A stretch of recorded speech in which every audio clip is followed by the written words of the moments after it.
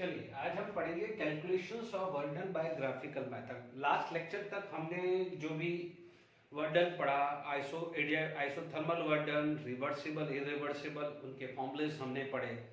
ठीक है। अब फिर हमने एडियाबैटिक प्रोसेस के अंदर रिवर्सिबल, इरिवर्सिबल के हमने फॉर्मूले पढ़े। ठीक है। कुछ क्वेश्चंस हमने वर्क डन के भी किए। आज हम बात करेंगे ग्राफिकल मेथड्स पे कि यदि calculations of work done by graphical method हमें करना है तो कैसे यूज करें। ठीक है। उसके बाद ये सारे कराने के बाद उस पर फिर वेरियस प्रीवियस ईयर के क्वेश्चंस और हम बाकी जो है और प्रैक्टिस करेंगे। ठीक है। अब देखिए हमारे पास मान लीजिए कोई फॉर्मूला आ जाता है। सबसे पहले मैं आइसोथर्मल और एडियाबैटिक को कंपेयर कर लेता हूं, फिर हम बात करेंगे।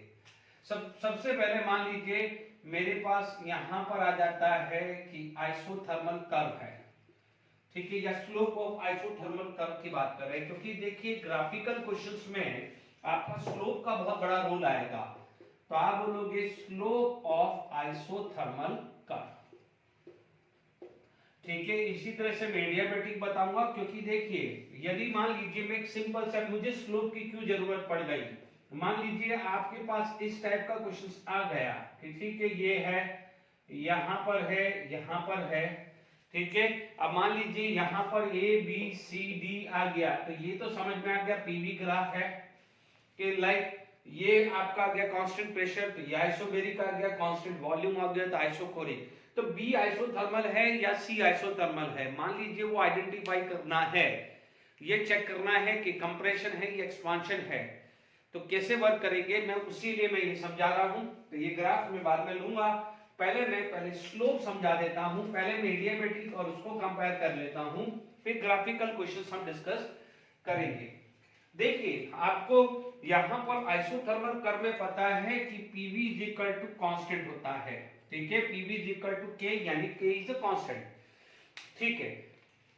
आपको क्या है, एक मैथमेटिकल आता है partial differentiation of a B.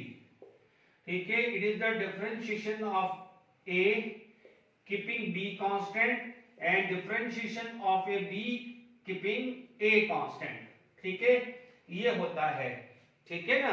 तो यानी this is known as partial differentiation. दो वेरिएबल का कैसे होता है, differentiation of first variable keeping second constant and differentiation of second variable keeping first constant। तो ये ध्यान रखना है।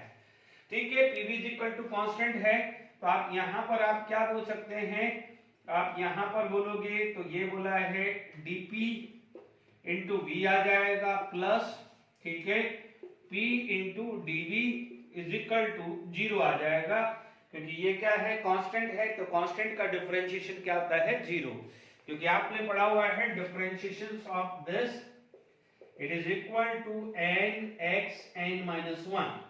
ठीक है। तो यहां पर किसी भी डिफरेंशिएशन आएगा, किसी भी कांस्टेंट का डिफरेंशिएशन क्या आता है 0 आता है।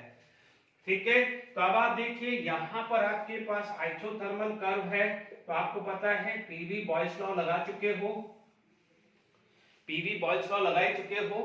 तो अब आप देखिए यहां पर क्या होगा, ये P है और ये वर्क, हमेशा ध्यान रखना स्लोप जो आएगा वो आता है dy बाय dx। तो यहां पर y पे P है, तो यहां पर आ जाएगा dp बाय dv। तो slope is a dp by dv। तो अपन देख लेते हैं dp into v is equal to, उधर चला जाएगा माइनस p, dv आ गया है dp by dv is equal to minus p by v। तो क्या हो जाएगा, ये क्या होगा स्लोप हो जाएगा। This is consider as a slope, dp by dv slope आ गया है। तो आप देखेंगे आइसोथर्मल में मान लीजिए यहां से टेंजेंट मैंने ड्रॉ कर दिया। ठीक है, टेंजेंट ड्रॉ कर दिया, तो मान लीजिए यहां पर इस टेंजेंट का स्लोप ले लेते हैं। ठीक है। तो यहां पर क्या होगा, स्लोप जो है it is equal to minus p by v आएगा। तो नेगेटिव है इसलिए स्लोप नीचे जा रहा है। ठीक है ना। मान लीजिए आप हायर एल्टीट्यूड से लोअर एल्टीट्यूड जाते हैं तो स्लोप नेगेटिव, और लोअर से हायर जाते हैं तो स्लोप पॉजिटिव होता है, ध्यान दीजिएगा। तो आप बोलोगे स्लोप ऑफ आइसोथर्मल कर्व कौन है, माइनस p बाय v। तो स्लोप ऑफ आइसोथर्मल कैसे निकाला वो समझ में आ गया है, p बाय v आ गया। डन। ठीक है। अब मान लीजिए मैं सेकंड केस लेता हूं, क्योंकि अब यहां पर अपन को काफी चीजें डिस्कस करनी पड़ेगी, ठीक है। मान लीजिए सेकंड चीज मैं ले लेता हूं slope of adiabatic curve, slope of adiabatic curve. No doubt उसमें भी लगभग इसी तरह का नेचर आएगा, ठीक है। तो पहले अपन बात कर लेते हैं एडियाबेटिक कर्व में। तो यहां पर स्लोप आ गया माइनस पी बाय वी आ गया, क्योंकि dy बाय dx यानी dp by dv is equal to minus p by v आ गया है। तो ये क्या बन गया है, स्लोप बन गया है। ये क्या बन गया है, स्लोप बन गया है। अब मान लीजिए एडियाबेटिक प्रोसेस है, तो एडियाबेटिक प्रोसेस में dpv आता है, ठीक है। अब आप देखिए सेम आ जाएगा यहां पर। एडियाबेटिक की बात करें तो आप बोलेंगे differentiation of first variable keeping second constant, ठीक है, clear. Differentiation of A second variable keeping constant, तो ये क्या हो जाएगा गामा, ठीक है। ये v गामा माइनस 1 और कांस्टेंट का डिफरेंशिएशन तो जीरो ही आता है। ये मैं बेसिक मैथमेटिक्स में भी पढ़ा होगा, आराम से क्लियर हो गया है। x n का डिफरेंशिएशन क्या होता है, n x n की power minus 1, n x n की पावर माइनस 1, डन। अब आ जाइए d, और यहां पर आ जाएगा इनटू dv, तो डिफरेंशिएशन dv भी चाहिए ना। अब देखिए dp बाय v गामा, ये उधर चला गया minus p gamma v gamma minus 1 into dv, ठीक है। तो आप क्या बोलोगे, dp बाय dv, ठीक है। अब आप देखो ये आया minus p gamma v gamma minus 1 upon v gamma, ठीक है। ये चीज क्लियर हो गई। आगे ये नीचे डाला जाएगा। अब आप देखो ये ऊपर चला गया, तो आपके पास क्या आ जाएगा, dp बाय dv, ठीक है। ये ऊपर चला गया तो गामा गामा कैंसिल होगा, v की पावर माइनस 1 होगा, v की पावर यानी यहां पर आ गया p v minus 1 into gamma, ठीक है। इसको मैं लिख सकता हूं गामा या minus gamma p by v is equal to dp by dv, ठीक है। तो अब आप देख लीजिए, मान लीजिए ग्राफ है p वर्सेस v, तो उसका नेचर भी कुछ इस टाइप का ही आएगा, ठीक है। अब देखिए यहां पर लेट इट बी, आपके पास ये टेंजेंट खींचा, ठीक है। इस टेंजेंट का यदि आप स्लोप देखते हैं, ये स्लोप देखते हैं, तो माइनस गामा पी वी आ जाता है, ठीक है। Gamma minus gamma P verse V आ जाता है। Is it clear to all of you? तो ये समझ में आ गया है, क्योंकि आइसोबेरिक आइडेंटिफाई हो जाएगा, कांस्टेंट प्रेशर आइसोबेरिक पता चल जाएगा, कांस्टेंट वॉल्यूम आइसोकोरिक पता चल जाएगा। कंफ्यूजन आता है आइसोथर्मल और एडियाबेटिक में। तो ये क्लियर हो गया। अब कंपैरिजन करते हैं इन दोनों में, ये भी क्लियर हो गया। प्लीज ध्यान दीजिएगा यहाँ पर, है ना। तो अब आप देखिए इन दोनों का कंपैरिजन आना चाहिए, ठीक है। तो आप क्या लिखोगे, यहां पर आ जाएगा comparison of slope of isothermal and adiabatic curve, isothermal and adiabatic curve, ठीक है। यदि स्लोप ऑफ एडियाबेटिक कर्व का कंपैरिजन करना है, ठीक है। आप देख लीजिए यहां पर आइसोथर्मल, यदि मैं आइसोथर्मल की बात करूं, आइसोथर्मल कर्व में आपने क्या पढ़ा था, dp by dv is equal to minus p by v, ये पढ़ा है। एडियाबेटिक कर्व में क्या पढ़ा है, एडियाबेटिक प्रोसेस, या कर्व मत लिखिए, प्रोसेस लिख देते हैं, ठीक है। ये प्रोसेस लिख देते हैं, यहां प्रोसेस लिख देते हैं। यहां पर था dp by dv is equal to minus p by v, ये माइनस गामा। चलो इसमें एक काम कर सकते हैं, ठीक है। एक रिप्रेजेंटेशंस का तरीका लिख देता हूं जिससे आपको क्लियर हो जाएगा। ध्यान दीजिए, here the temperature is constant, तो हमेशा ध्यान रखना यहां पर एक पैरामीटर लिखा जाता है, यहां पर एक पैरामीटर लिखता है, here the T is constant, here the heat is constant. तो जब ये रिप्रेजेंटेशन आ जाएगा तो आइसोथर्मल, ये रिप्रेजेंटेशन आ जाएगा तो this is known as adiabatic. अब आप देखिए, आप देखेंगे minus p by v dp by dv है, तो हमारे पास एक रिलेशन आ जाता है dp by dv when q is constant यानी is equal to minus gamma dp by dv upon t। यही हुआ है, यानी स्लोप आया है। ठीक है, आप देख लीजिए, तो यहां पर आपके पास कंपैरिजन ये चीज आ गई है। ठीक है,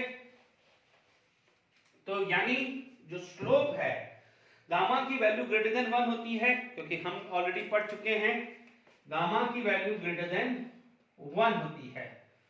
we know that 1.33 polyatomic, 1.4 for diatomic and linear polyatomic and 1.66 या 67 it is for monoatomic gas। तो ये तो पता है। अब देखिए यहां पर क्या होगा कि slope of adiabatic and slope of isothermal का is equal to minus gamma. हुआ कि नहीं हुआ? और गामा की वैल्यू ग्रेटर देन 1 होगी। ठीक है, इसका मतलब क्या हो जाएगा कि slope of adiabatic curve negative ज्यादा है। ये तो क्लियर हुआ कि नहीं हुआ? अब आप देखिए इसमें अपन कंपैरिजन करते हैं। ठीक है, तो ये रेशियो तो क्लियर हो गया है, माइनस गामा। ठीक है, अब समझिए, इस चीज को समझिएगा। इसका मतलब स्लोप ऑफ एडियाबैटिक ज्यादा है, स्लोप ऑफ एडियाबैटिक ज्यादा है। तो अब आप समझ लीजिए यहां पर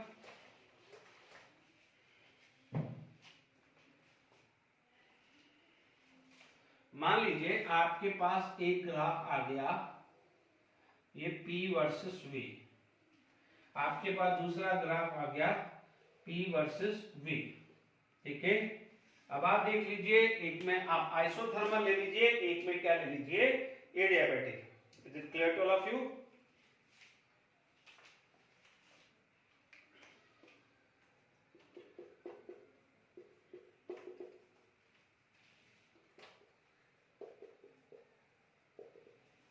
ठीक है, एक एक्सपांशन और एक कंप्रेशन। ठीक है,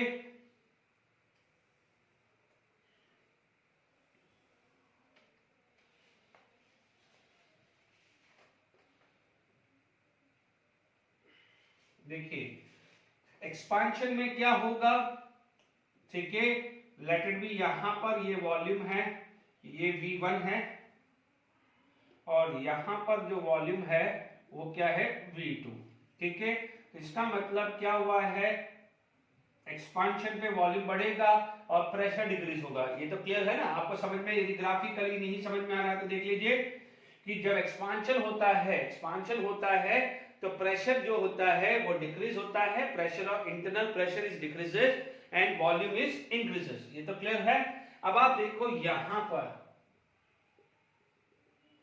ये यहां पर आया। अब जब कंप्रेशन होता है तो V, देखिए एक्सपांशन में क्या होगा, V2 ग्रेटर देन V1 होगा, और कंप्रेशन में क्या होगा, V2 लेस देन V1 होगा। ये तो क्लियर है ना अपन को?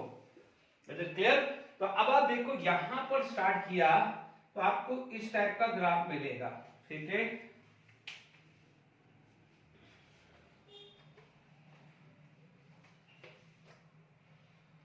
ठीक है, देखिए यहां पर दोनों, मान लीजिए यहां पर एक सेम पॉइंट से चले तो एक ग्राफ यू जाएगा तो एक ग्राफ यू जाएगा।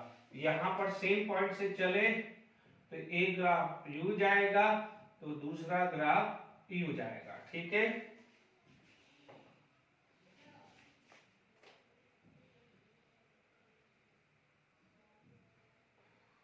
ठीक है,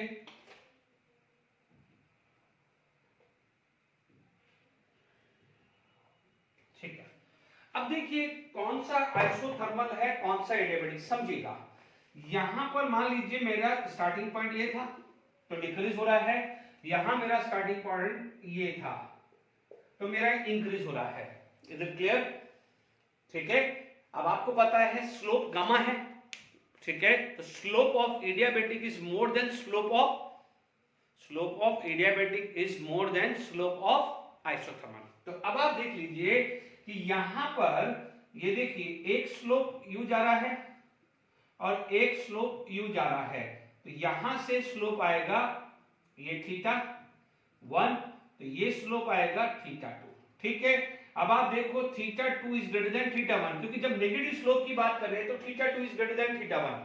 यहां पर आप बात करें तो आप देखेंगे ये आएगा θ1 और ये आएगा θ2। ठीक है, तो हियर θ2 इज ग्रेटर देन θ1, तो बट किसका स्लोप ज्यादा है? आप बोलोगे सर एडियाबैटिक का स्लोप आइसोथर्मल से ज्यादा है। ठीक है, तो अब आप समझ लीजिए कि θ2 कौन है? एडियाबैटिक। θ1 कौन है? आइसोथर्मल। तो आप देखेंगे कि जो ये वाला कर्व है ये आइसोथर्मल का हो जाएगा और ये वाला कर्व क्या हो जाएगा? एडियाबैटिक में। ठीक है, इसका केस बता रहा हूं, expansion, isothermal expansion, adiabatic expansion.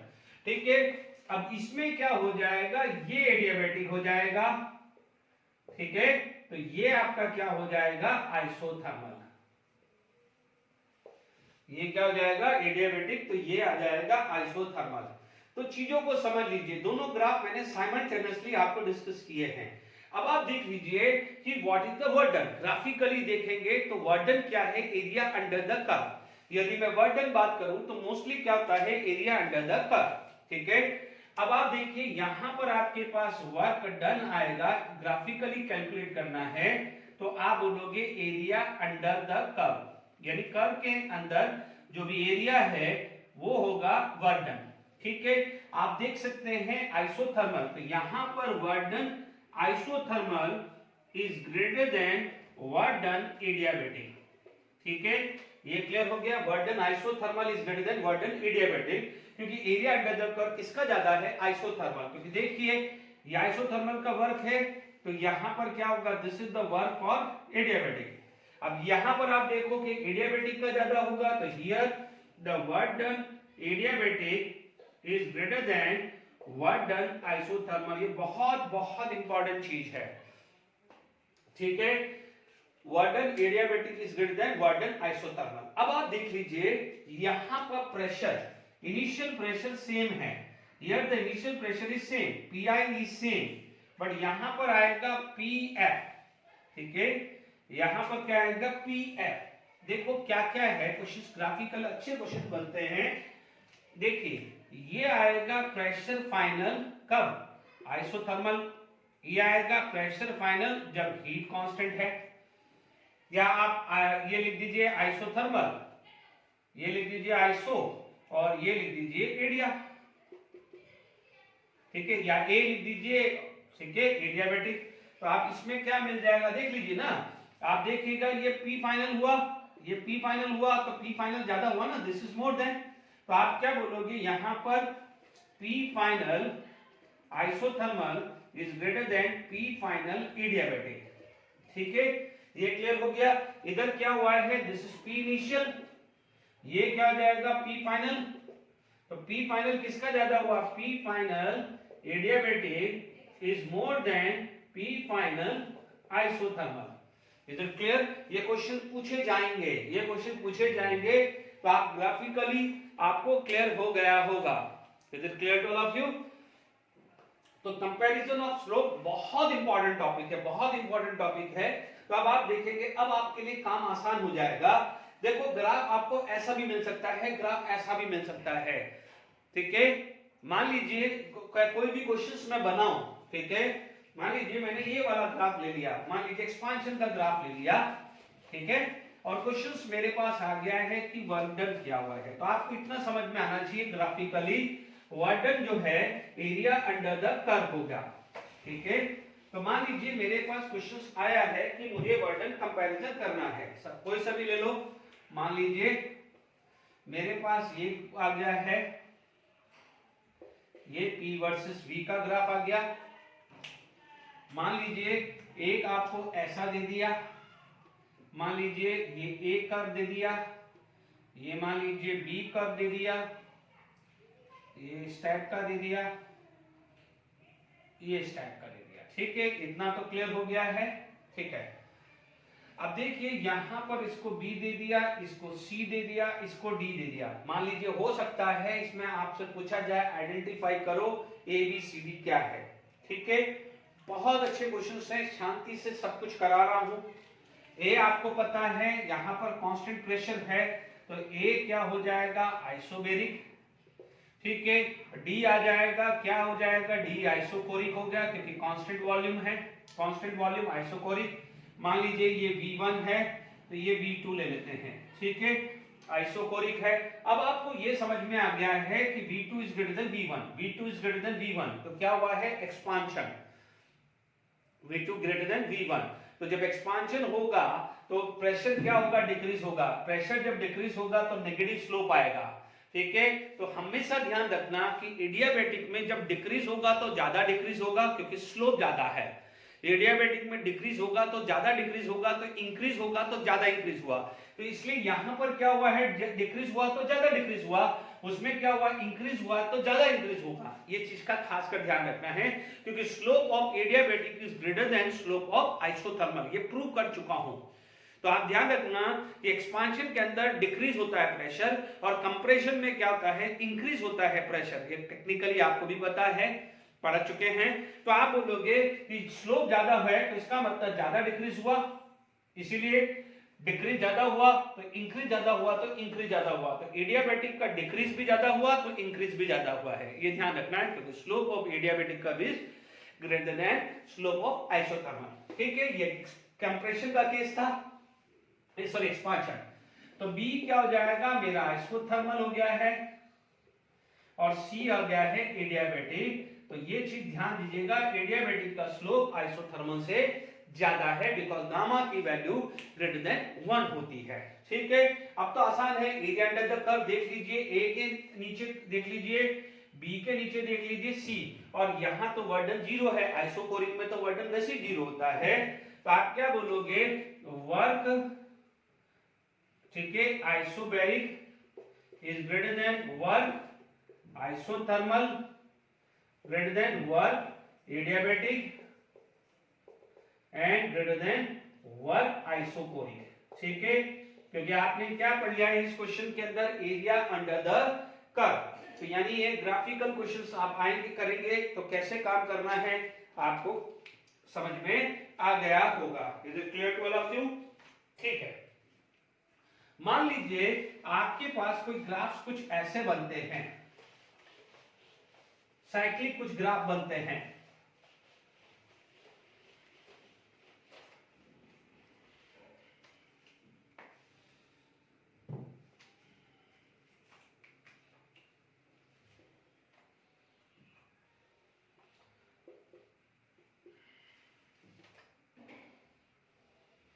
ये मान लीजिए पीवी ग्राफ और ये मान लीजिए आपके पास पीवी ग्राफ आ गया, ठीक है, ओके।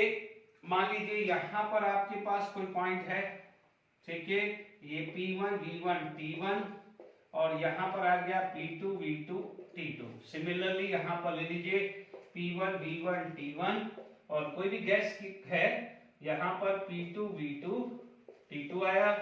यहां पर मान लीजिए आपके पास P1 V1 T1 P2 V2 T2 आया, डन। अब देख लीजिए यहां पर आपके पास सिचुएशन कैसी आई है कि मान लीजिए यहां से वो यहां गया, ठीक है, और मान लीजिए वो यहां से यहां गया और यहां पर यू गया, ठीक है, यानी this is the purely cyclic हो गया, ये साइक्लिक हो गया है, ठीक है। अब मान लीजिए यहां पर हमारे पास सिचुएशन आ गई तो आप क्या बात करोगे, एरिया अंडर द कर्व। तो ये सब क्या हो जाएगा, वर्क डन हो जाएगा, ठीक है। इसके अंदर जो वर्क डन है वो आपको समझा दिया मैंने कैसे निकालना है। इसके अंदर यदि वर्क डन निकालना है तो ये क्या हो जाएगा, ये वर्क डन निकल जाएगा। भले यहां पर आप हाइपोथेटिकल लिख दीजिए, भले यहां पर हाइपोथेटिकल डॉटेड लिख दीजिए कि हाँ भाई यदि ये होगा तो ऐसा कुछ होगा, या ये होगा तो कुछ ऐसा होगा, ठीक है। बट एक्चुअली यहां से यहां गया है, ये यहां पर गया है और ये यहां से यहां गया है। बट यदि ये वाली सिचुएशन आ जाती है तो ये इसका वर्क डन हो जाएगा। तो यहां पर जो वर्क डन जो आ जाएगा वो आ जाएगा इक्वल टू शेडेड एरिया, किसके इक्वल हो जाएगा, शेडेड एरिया, क्योंकि पी डेल्टा वी है ना, work done is the P delta we, इसलिए एरिया अंडर द कर्व आप बोल रहे हैं। यहाँ पर क्या हो जाएगा, वर्क डन शेडेड एरिया, और यहाँ पर भी वर्क डन क्या हो जाएगा, equal to shaded area. I hope समझ में आ गया होगा। भले यहाँ पर ये जो भी है कंडीशंस वॉल्यूम का और प्रेशर का, आपको यहाँ पर ये ए कर्व आया, ये बी आ गया और ये सी आ गया। तो ये ग्राफिकली इस टाइप पे क्वेश्चंस आ जाए तो कैसे काम करना है वो समझा दिया है। Is it clear to all of you? आपको यहाँ तक क्लियर हो गया है, ठीक है। मान लीजिए यहाँ पर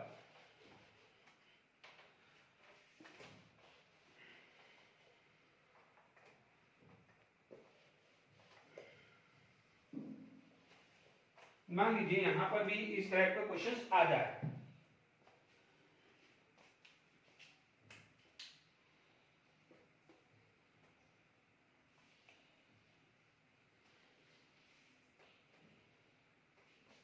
ठीक है, ये भी है शेडेड एरिया, मतलब डिफरेंट डिफरेंट कंडीशंस में बता रहा हूं, ठीक है। तो यहाँ पर क्या जाएगा, आपका डिफरेंट डिफरेंट शेडेड एरिया हुआ, ठीक है। मान लीजिए यहाँ पर कांस्टेंट प्रेशर है और फिर कांस्टेंट वॉल्यूम है, ठीक है। ये मान लीजिए ए और ये बी है, ठीक है। ये कांस्टेंट प्रेशर और ये कांस्टेंट वॉल्यूम।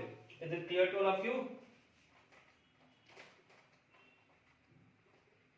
ओके।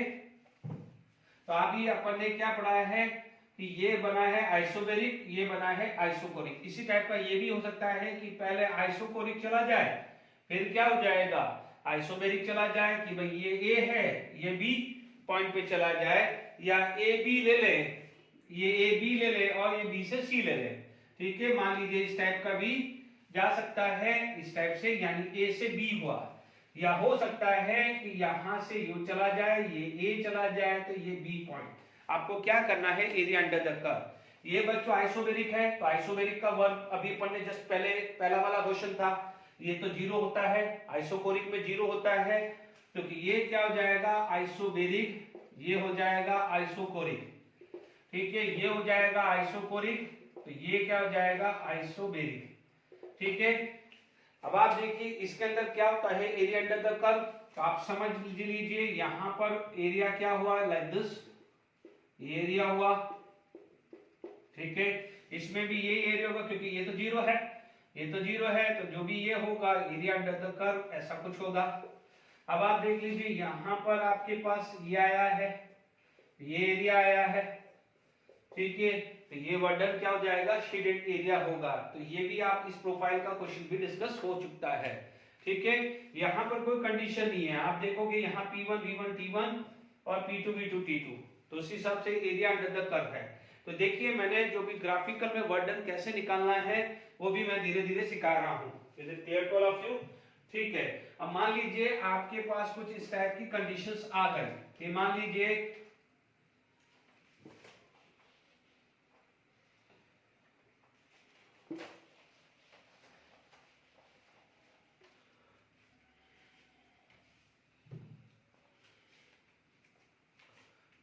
आपके पास कुछ कंडीशंस ऐसी आ गई,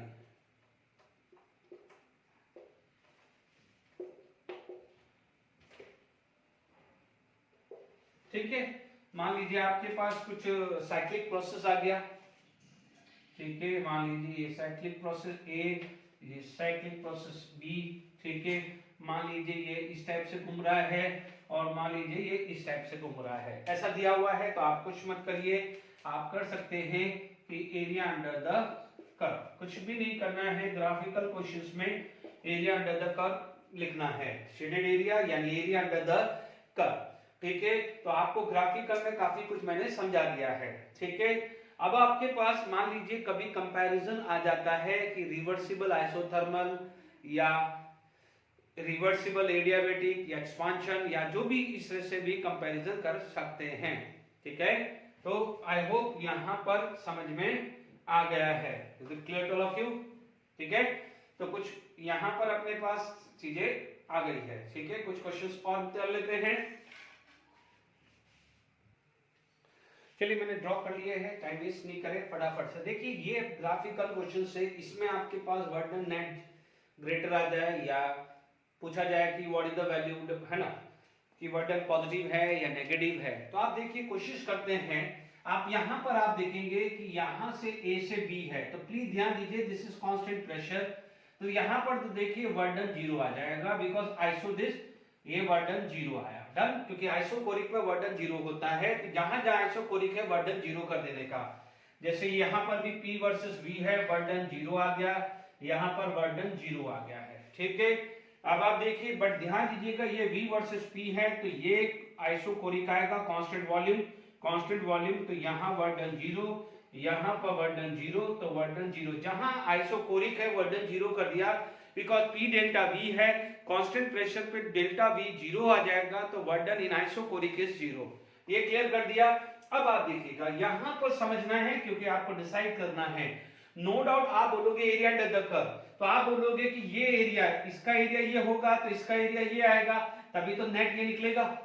आप बोलोगे सर वर्डन, तो आप बोलोगे कि sir area under the curve है, ठीक है, मैं भी एग्री हूं, इन सब के अंदर एरिया अंडर द कर्व ही आ रहा है।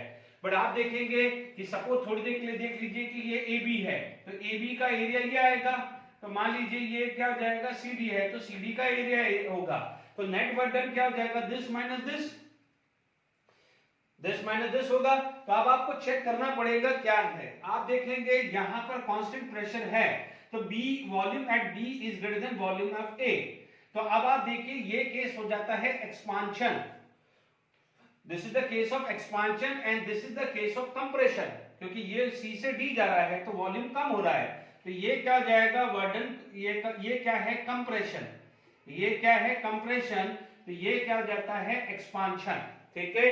तो अब आप पता है कि work done expansion is negative, work done expansion क्या होता है, वर्डन एक्सपांशन क्या है, नेगेटिव होता है, और वर्डन कंप्रेशन क्या होता है, पॉजिटिव। साइन कन्वेंशन के हिसाब से देखें तो नेगेटिव वैल्यू ज्यादा है, नेगेटिव वैल्यू ज्यादा है तो पॉजिटिव वैल्यू क्या होगी, कम, तो यहां पर वर्डन नेट क्या हो जाएगा, लेस देन जीरो आ जाएगा, वर्डन नेट क्या हो जाएगा, लेस देन जीरो आएगा। बिल्कुल सिंपल सा लॉजिक है। मान लीजिए ये -100 हुआ, आपको क्या करना है, देखो ये जो एरिया है वो तो मैग्नीट्यूड ही तो निकाल रहा है, साइन थोड़ी निकालना है, साइन तो आपको देना है, एक्सपांशन है तो नेगेटिव है और कंप्रेशन है तो पॉजिटिव है। मान लीजिए ये area under the curve A B के अंदर में 100 आया, मान लीजिए ये 100 है, इसके अंदर में 20 है, तो आप बोलोगे एक्सपांशन है तो -100, कंप्रेशन है तो +20, तो नेट कितना हो जाएगा, -80 आएगा कि नहीं आएगा ये, ठीक है। आप बोलोगे सर 80 आया, चलो 80 माना, but 80 is the area, but sign तो देखना पड़ेगा, डोमिनेटेड कौन है, एक्सपांशन, क्योंकि एक्सपांशन ज्यादा है। तो अब आप देखो ये फटाफट से आ जाएगा, बी से ये वर्डन कंप्रेशन, ये क्या हो जाएगा, वर्डन एक्सपांशन, तो ये आ जाएगा आपका पॉजिटिव वैल्यू, तो ये आ जाएगा नेगेटिव, कौन ज्यादा है, पॉजिटिव, तो यहां पर जो भी वर्डन आएगा, वर्डन नेट क्या होगा, ग्रेटर देन जीरो आ जाएगा, पूछा जा सकता है, ठीक है। वंस अगेन आप देख सकते हैं, आप देखेंगे ये एरिया इसका आ जाएगा, तो ये सी से डी आया है तो वॉल्यूम बड़ा है, तो ये क्या है, वर्डन एक्सपांशन इज नेगेटिव, ये क्या आ जाएगा, बी से सी है तो वॉल्यूम कम हुई है, वॉल्यूम कम हुई है तो वर्डन कंप्रेशन क्या है, पॉजिटिव हुआ है। आप देख लीजिए इसका जो एरिया है, ये इसका एरिया ये आएगा, this is the area for this, and इसका एरिया ये सारा आएगा, ठीक है। तो which is more, compression is more than expansion, क्योंकि ये एरिया आएगा, पी डेल्ट आएगा, तो आप क्या बोलोगे, work done net is greater than zero. यहां पर क्या हो जाएगा, बी से सी आ जाएगा, तो एक्सपांशन नेगेटिव होता है, तो ये क्या हो जाएगा, वर्डन कंप्रेशन पॉजिटिव आता है, तो वर्डन पॉजिटिव ये है, वर्डन नेगेटिव ये है, तो यहां पर एक्सपांशन ज्यादा है, तो यहां डब्ल्यू नेट क्या होगा, less than zero, W net less than zero. तो ये ग्राफिकल क्वेश्चंस भी पूछे जा सकते हैं। मेन चीज है एरिया अंडर द कर्व बात करें, ठीक है। मान लीजिए ट्रायंगल भी दे सकता है, इसी क्वेश्चंस के अंदर मान लीजिए आपके पास ट्रायंगल भी दे सकता है, ठीक है, ट्रायंगल दे दिया या कर्व पूछ लिया, ठीक है। मान लीजिए पी डेल्टा वी है, आपके पास ट्रायंगल दे दिया, आप लोगों ने बेसिक्स पढ़ा हुआ है मैथ्स में, ठीक है। मान लीजिए ट्रायंगल दे दिया, तो ये दे दिया, लेट इट बी दिस, ये आपको दे दिया, ठीक है। मान लीजिए इक्विलैटरल ट्रायंगल दे दिया, तो जो वर्डन पूछ लें, मान लीजिए ये ए बी ये सी आ गया, तो ये आ जाएगा ए बी सी। तो क्या हो जाएगा, यहां पर आ जाएगा एरिया क्या हो जाएगा इसका, हाफ बेस इनटू हाइट होता है। This is the formula of area of A triangle. ठीक है, तो ये वर्डन भी बन जाएगा। ठीक है, बेस क्या हो जाएगा आपका BC, half BC into AC, ये बन जाएगा। एंड दिस एरिया है, ये जो एरिया होगा तो वर्डन क्या हो जाएगा, work done is equal to area of triangle, ये भी आ सकता है। ठीक है, सिमिलरली यहां पर इक्वेटोरियल ट्राइंगल है, तो इक्वेटोरियल ट्राइंगल का एरिया क्या होता है, एरिया यानी work done equal to area is equal to √3/4 A square.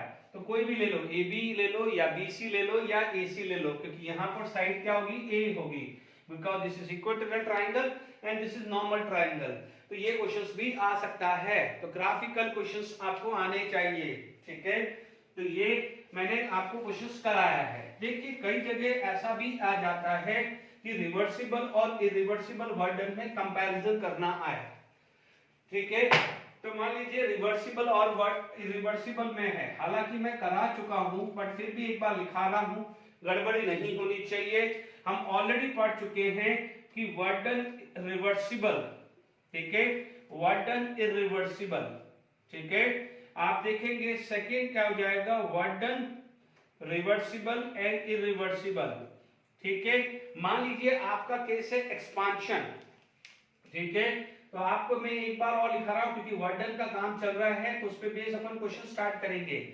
जितने क्वेश्चन इस लेक्चर में होगा, नहीं तो नेक्स्ट लेक्चर में भी और डिस्कस करूंगा। आप देखेंगे यहां पर P external, this is the P internal, P external equal to P internal plus delta P। ये कब होगा, जब एक्सटर्नल प्रेशर ज्यादा होगा तो गैस कंप्रेस होगी, तो this is the case of compression. But कब, इरिवर्सिबल, ये क्या हुआ, इरिवर्सिबल। ठीक है, और P extend this equal to minus delta P, ये कब, इरिवर्सिबल एक्सपांशन। ठीक है, अब आप देखो यदि रिवर्सिबल है एक्सपांशन या कंप्रेशन, सॉरी, रिवर्सिबल एक्सपांशन या कंप्रेशन, तो आपके पास क्या हो जाएगा, P external approximate equal to P internal. ठीक है, तो अब आप देख लीजिए कि मैं मान लीजिए P एक्सटर्नल और P इंटरनल को सेम मान लेता हूं, बिकॉज अपन ने पढ़ा हुआ है P internal it is nothing else, it is the pressure of gas, ideal gas ले लेते हैं। तो आप देख लीजिए कि यहां पर ये कंडीशन आ जाएगी, यहां पर ये कंडीशन आएगी, दिस इज फॉर एक्सपांशन। तो एक्सपांशन में देख लीजिए, एक्सपांशन में दे है प्रेशर लेस है, एक्सपांशन में प्रेशर लेस है, किससे, P external is less than P internal, and we know that in irreversible वर्डन, irreversible क्या होता है, minus P external delta V। तो डिपेंड करता है P external, यहाँ पर P external कम है इसलिए irreversible वर्डन इन एक्सपांशन लेस है, जबकि यहाँ पर कंप्रेशन में क्या है, ज्यादा है।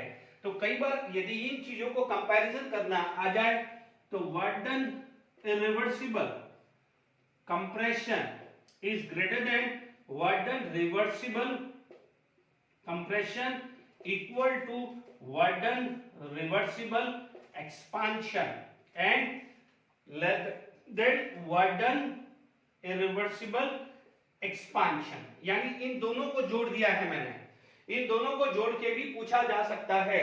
ठीक है, क्योंकि यहाँ पर जनरली सेम है, क्योंकि आप कंडीशन लोगे तो दोनों केस एक्सपांशन हो या कंप्रेशन हो, P external in the case of reversible और P external for reversible expansion या reversible compression सेम है, इसलिए अप्रोक्सीमेट इक्वल आ गया है। जबकि ये ज्यादा है तो इधर आ गया है, ये सबसे कम है तो कर लिया है। ठीक है, अब ध्यान से समझना, यहां पर क्वेश्चन आ सकता है।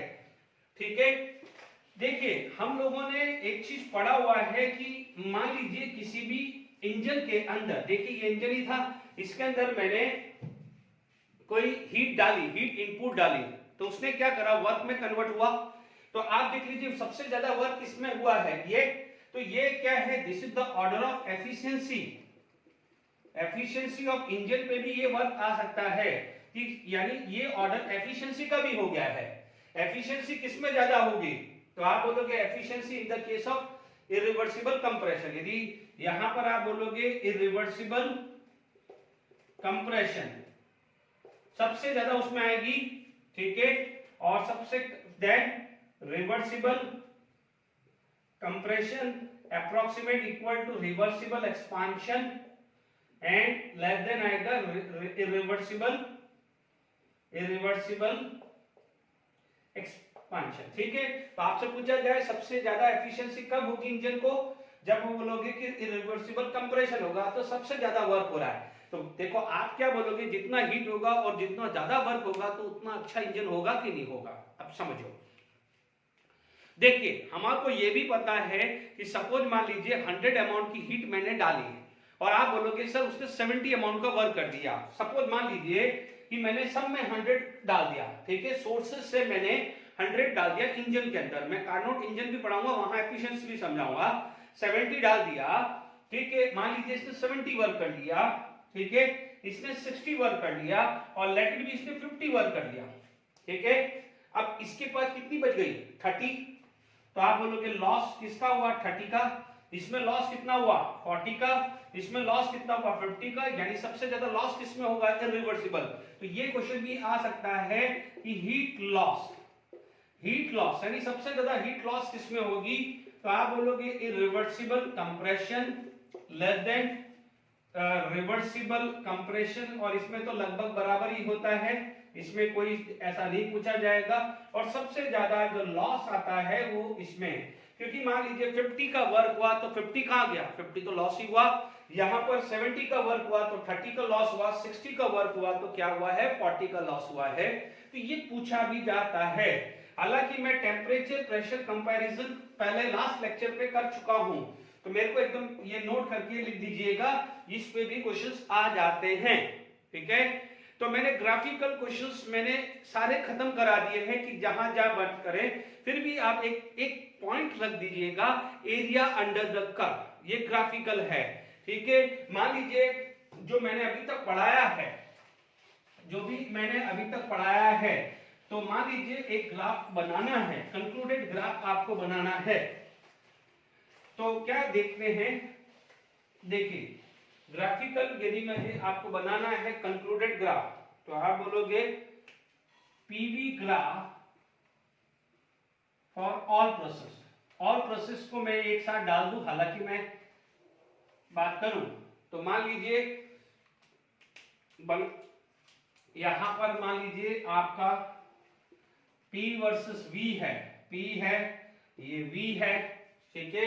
मान लीजिए आपके पास कुछ ग्राफ आ गया, लेट इट बी, ये ले लिया, ये ले लिया, ये ले लिया, हालांकि ये कार्नोट इंजन का भी इस टाइप का पार्ट है, ये A, ये B, ये C, और मान लीजिए ये D है, ठीक है। A से B गए, B से C गए, C से D गए और ये आया। तो कभी ग्राफिकल क्वेश्चन इस पे भी पूछा जा सकता है। तो no doubt area under the curve करना है।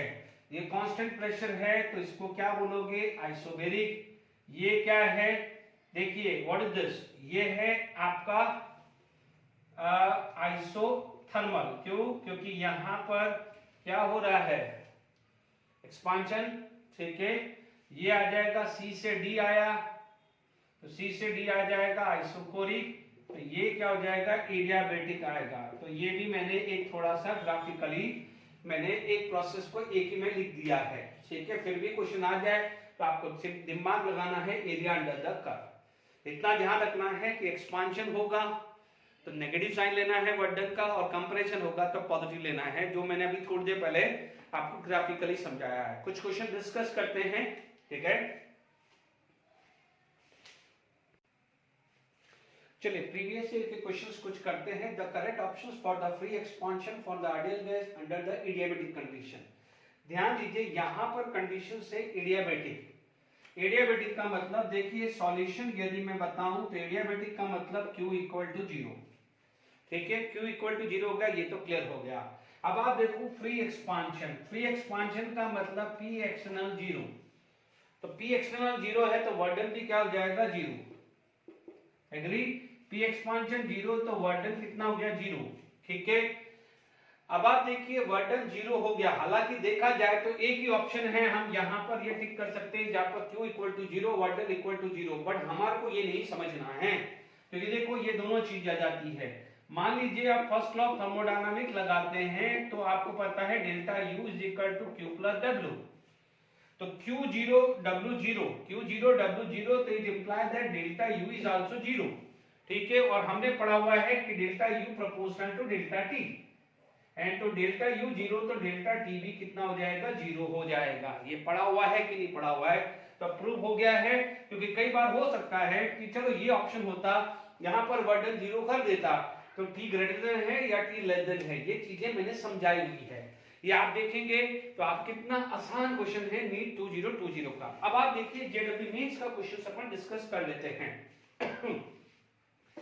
तो देखिए जेडब्ल्यू मेंस के अंदर आप देखेंगे, आप सबसे पहले मैंने आपको जब भी वर्क डन के बारे में बात करी है तो मैंने यहां पर आप देखेंगे consider reversible isothermal expansion of an ideal gas in a closed system at a two different temperature T1 and T2, है ना। यानी मान लीजिए, है ना, तो आपके पास what is the isothermal reversible, what is the formula -2.303 nRT log V2 by V1, ये फॉर्मूला है, चेक कर लीजिए।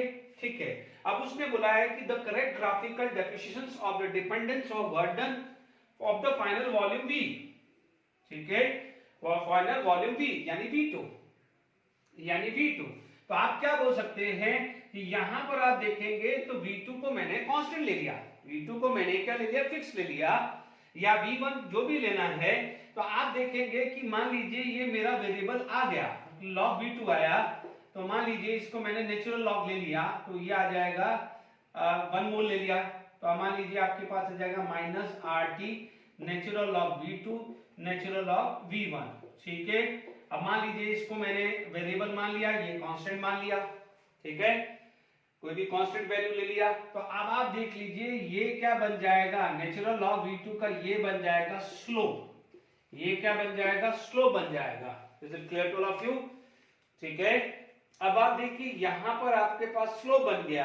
ठीक है, अब W रिवर्सिबल है तो आप देखेंगे तो यहां पर T2 is greater then T1, T2 is greater then T1, तो जो स्लोप है यानी वर्क डन आपके पास है, एक्सपांशन है, तो एक्सपांशन में क्या हो जाएगा, V2 पॉजिटिव आएगा। ठीक है, तो यह देखिए ये जो ग्राफ ऐसा है, देखिए दोनों ग्राफ के अंदर क्या है, वर्क डन पॉजिटिव शो कर रहा है, वर्क डन क्या कर रहा है, पॉजिटिव शो कर रहा है। देख लीजिए ये पॉजिटिव स्लोप है, ऐसा नहीं है, वर्क डन यहां पर पॉजिटिव कब स्लोप कर सकता है कि मान लीजिए V2 आपका पॉजिटिव है, यानी वर्क डन आपका पॉजिटिव शो कर रहा है। ये ग्राफ के हिसाब से ही समझा रहा हूं मैं, इस फॉर्मूले के हिसाब से नहीं समझा रहा हूं। मेरा वर्क डन मुझे पॉजिटिव शो कर रहा है, यदि मेरा वर्क डन पॉजिटिव शो कर रहा है तो आप देख लीजिए ये वर्क जो है W work is proportional to T, यानी उसको सिर्फ T से मतलब है, इसको साइन से मतलब नहीं हुआ है। देख लीजिए ग्राफ U जा रहा है तो वर्क डन पॉजिटिव है, U जाएगा तो वर्क डन नेगेटिव होगा। Is it clear? तो यानी W is directly proportional to T only, और गिवन है T2 greater than T1 given है। T2 जब ग्रेटर देन T1 है तो T2 पे स्लोप ज्यादा होगा, यहां पर क्या होगा, स्लोप ज्यादा होगा। स्लोप अभी मैंने स्लोप का केस समझाया हुआ तुम्हारे को। ठीक है, तो T2 ग्रेटर देन T1 क्या है, इसी में है, तो आपका आंसर क्या हो जाएगा, ये आएगा, क्योंकि इसका स्लोप ज्यादा है, क्योंकि क्रॉस तो हो नहीं सकता, क्रॉस हो नहीं सकता क्योंकि स्ट्रेट लाइन है ना बच्चों, ये स्ट्रेट लाइन है, क्योंकि ये दोनों वैल्यू क्या है, ये दोनों वैल्यू तो हर कंडीशंस के लिए सेम है, जो T1 पे है वही T2 पे है, तो ये ग्राफ क्रॉस ग्राफ तो आ ही नहीं सकता है। इन दोनों में से कोई एक आएगा, क्योंकि ये क्लियर कट है, पर स्लोप किसका ज्यादा है, T2 का ज्यादा है, T1 का स्लोप कम है। और आप बोलोगे कि क्यों सर, क्योंकि नेगेटिव है। मान लीजिए ये U होता, ये U होता, लेट इट बी, आपको ऐसा दिया होता तो नेगेटिव स्लोप होता।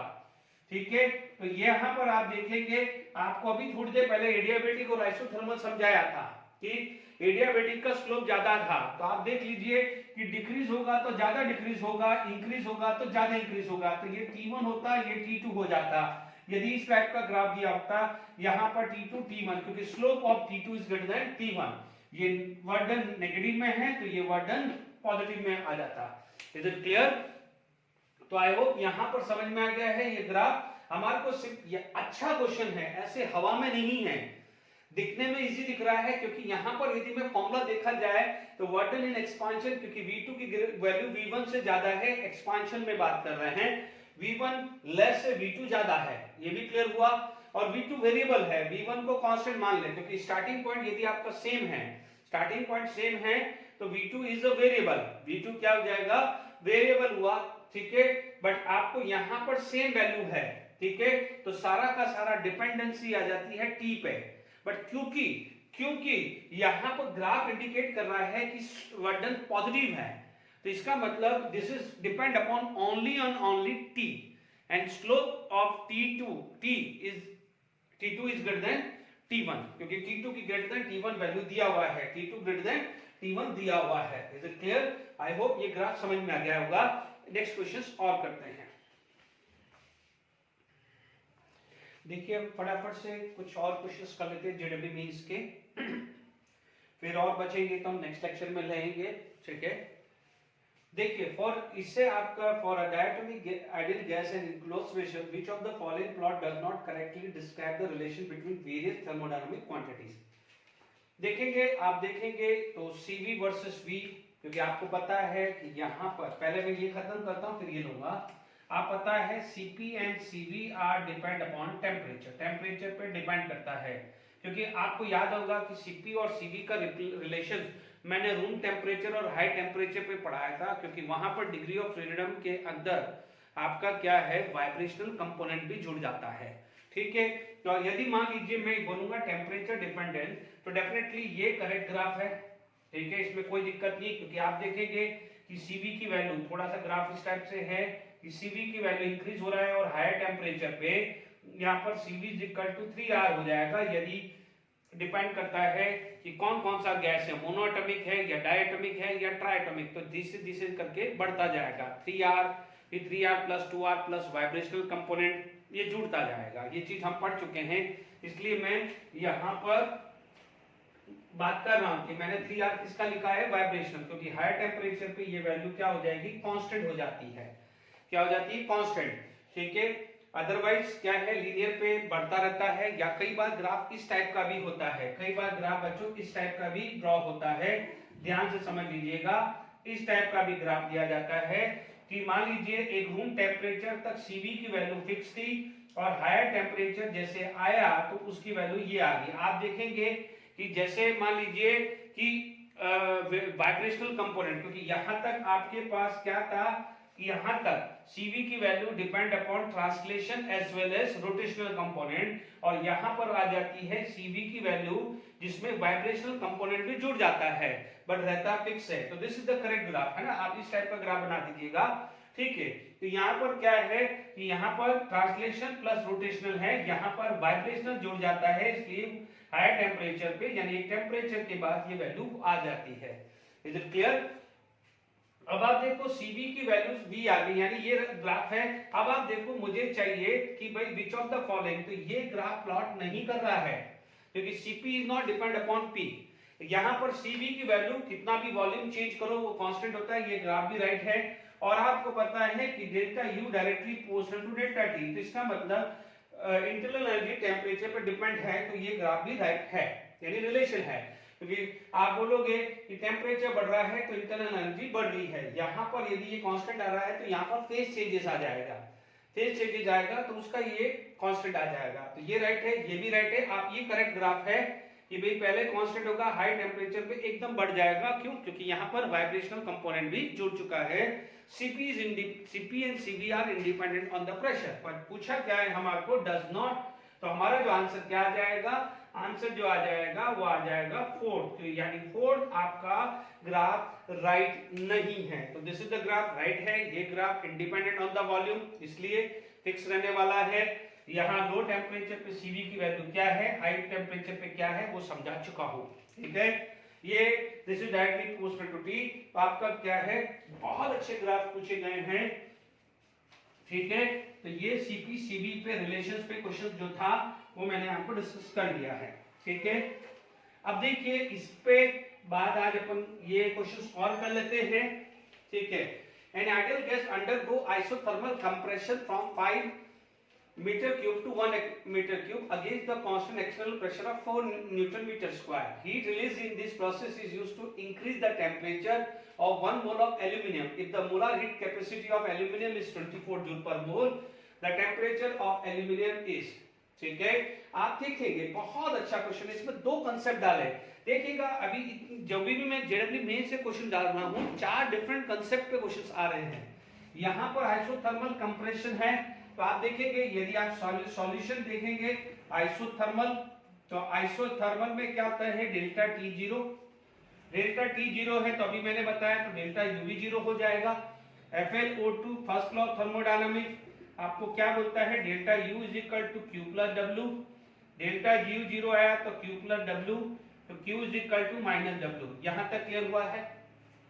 चलिए वर्डन आपका क्या था, वर्क जो है minus P external delta we, ये पढ़ चुके हैं हम। ठीक है, पी एक्सटर्नल कितना है 4 न्यूटन पर मीटर स्क्वायर है ना, और डेल्टा वी की वैल्यू कितनी आ जाएगी 1 माइनस 5, क्योंकि V2 ये है और V1 ये है, तो V2 माइनस V1 ये आ गया है। बट ध्यान दीजिए यूनिट क्या है, न्यूटन मीटर हो जाएगी, क्यों, न्यूटन पर metre square multiply by metre cube, newton metre, newton metre का मतलब जूल आ चुका है, ये वैल्यू कितनी आ जाएगी 20 न्यूटन मीटर और 20 जूल ले सकते हैं। यहां तक आपके पास 20 जूल आ गया है, तो आपके पास Q की वैल्यू कितनी आ जाएगी माइनस 20 जूल। तो ये पहला पार्ट तो क्लियर हो गया है। ठीक है, अब आप देखिए आपसे पूछा गया है हीट कैपेसिटी ऑफ एल्यूमिनियम दी है। ठीक है, हीट कैपेसिटी ऑफ एल्यूमिनियम दी हुई है। ठीक है, तो Q इज इक्वल टू, अब आप यूनिट पे फोकस करिए, पर मोल है, तो पर मोल है तो इसका मतलब मोल से मल्टीप्लाई करना पड़ेगा, है ना, यानी molar heat capacity mole into C into delta T. देखो अभी मुझे सीपी सीबी लिखने की जरूरत ही नहीं है, कुछ सीपी सीबी लिखने की जरूरत है ही नहीं, तो मैंने C लिख दिया है ना, तो अभी जरूरत है ही नहीं। अब आप देखो यहां पर कितना आ रहा है 20, मुझे मैग्नीट्यूड चाहिए तो 20 ले लिया, है ना, n की वैल्यू कितनी है 1 मोल है 1, सी मोलर हीट कैपेसिटी 24 और डेल्टा टी चाहिए मुझे, है ना, तो डेल्टा टी की वैल्यू आ गई 20/24। ठीक है, तो आप देख लीजिए 10/12, ठीक है, ये 10/12 यानी आप देख सकते हैं, देखिए Q की वैल्यू आ रही है 4 × 4, सॉरी मैं गलती कर दिया है, ये 20 नहीं है 16 आएगा। ठीक है, ये 16 आएगा क्योंकि मैंने यहाँ 20 लिखा है, ये कितना आ जाएगा 16 न्यूटन मीटर, तो 16 जूल आ गया है। ठीक है, यहाँ पर आपका आंसर क्या हो गया है, this is 16 delta T is equal to 16/24, तो 8 2 जा और 8 3 जा, तो 2/3 केल्विन आ जाएगा आंसर, देख लीजिए। ठीक है, आपका आंसर कितना आ गया है 2/3 आ गया है। तो आई होप यहाँ पर आज के लिए लेक्चर खत्म। ठीक है, बाकी जो बात होगी वो हम नेक्स्ट लेक्चर में डिस्कस करेंगे। Till then enjoy, thank you very much.